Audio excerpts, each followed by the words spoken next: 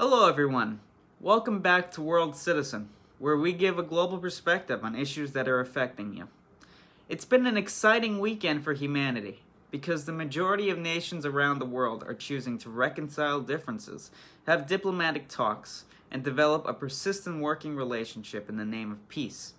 One of those very instances was with French President Emmanuel Macron's visit to China, just this past week, following the first yuan settlement for liquefied natural gas between China and France on April 1st. Macron received a warm welcome from Chinese citizens upon his arrival and was accompanied by dozens of French business leaders and the President of the European Commission, Ursula von der Leyen.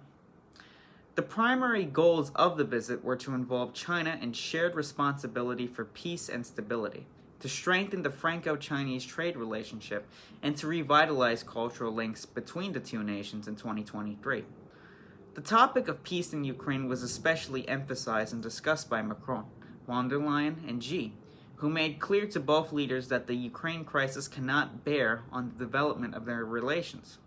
Xi told Macron and von der Leyen that the Ukraine crisis is not an issue between China and the EU.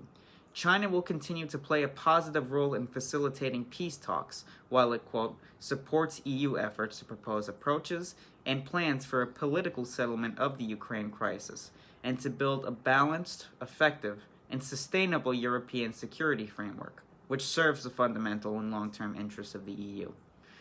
Xi also pointed out that the concurrent visit to China by President Macron and President von der Leyen demonstrates the positive desire of the EU to grow relations with China and advances the common interests of both China and the EU.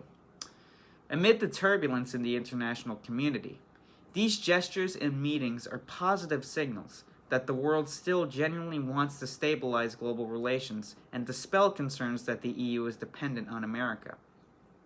Shaking off the U.S. influence is necessary to protect the national sovereignty of the nations and peoples in the EU, and re-establishing the EU as an independent union by maintaining strategic independence.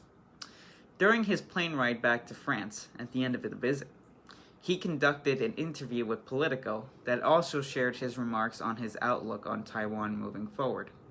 One of the most astonishing statements that he made on the plane ride back was that Europe must reduce its dependency on the United States and avoid getting dragged into a confrontation between China and the U.S. over Taiwan. He continued, saying, quote, the great risk that Europe faces is that it gets caught up in crises that are not ours, which prevents it from building its strategic autonomy. The paradox would be that, overcome with panic, we believe we are just Americans' followers, Macron said in the interview. Quote, the questions Europeans need to answer. Is it in our interests to accelerate a crisis on Taiwan? No. The worst thing would be to think that we Europeans must become followers on this topic and take our cue from the US agenda and a Chinese overreaction, he said. Europeans cannot resolve the crisis in Ukraine, Macron told reporters. How can we credibly say on Taiwan, watch out, if you do something wrong, we will be there? If you want to increase tensions, that's the way to do it. Politico says that Macron spoke even more frankly about Taiwan, but the French president's office did not allow full publication of his remarks. While these were unprecedented statements made by Macron, it is clear that he has maintained his position of establishing strategic autonomy from the U.S. in order to further the interests of France and the EU. But it is clear that the recent economic deals France made with China and the recent visit have quickly lifted the veil of misinformation spread by NATO from Macron's eyes. While it is not likely that France will develop a heart-to-heart friendship with China due to their political and ideological differences, it is important that France preserves its national sovereignty by working with other nations and not merely following the guidance of NATO policies. While the global majority have been the leaders against NATO's dictatorship, it is necessary for Western nations, like those in the EU and America, to fight against the minority oligarchical powers that lie within NATO countries to ensure their own survival in history. We are seeing the budding relationship that built after Macron and von der Leyen's visit to China. For the rest of the global majority, we are seeing those efforts continue. This Easter season, which was convergent with Passover and Ramadan, Pope Francis has once again called for a 2-week ceasefire. Next week, a permanent ceasefire for the long and deadly war in Yemen will be signed by Sana'a, which is to be hosted by a delegation from the Iran-backed Houthi government representing Saudi Arabia and Oman. According to the reporting from Lebanon, the truce would entail that the Saudi blockade of Yemeni ports would be lifted, and the Saudis, along with the UN, would host talks to arrange a 2-year transition for establishing a coalition government comprised of the Houthis and some of the Saudi-backed rivals in Yemen.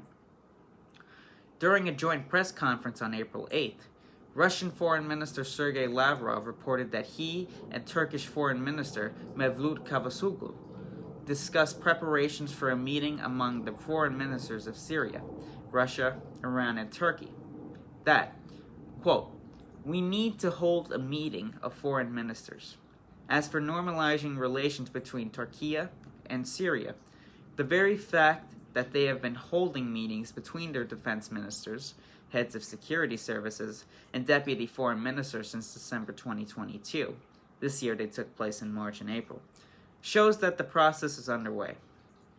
We are at the cusp of a new era, and we must lead the global minority, aka NATO-aligned nations, to this realization in order to ensure the survival of the livelihoods of their people."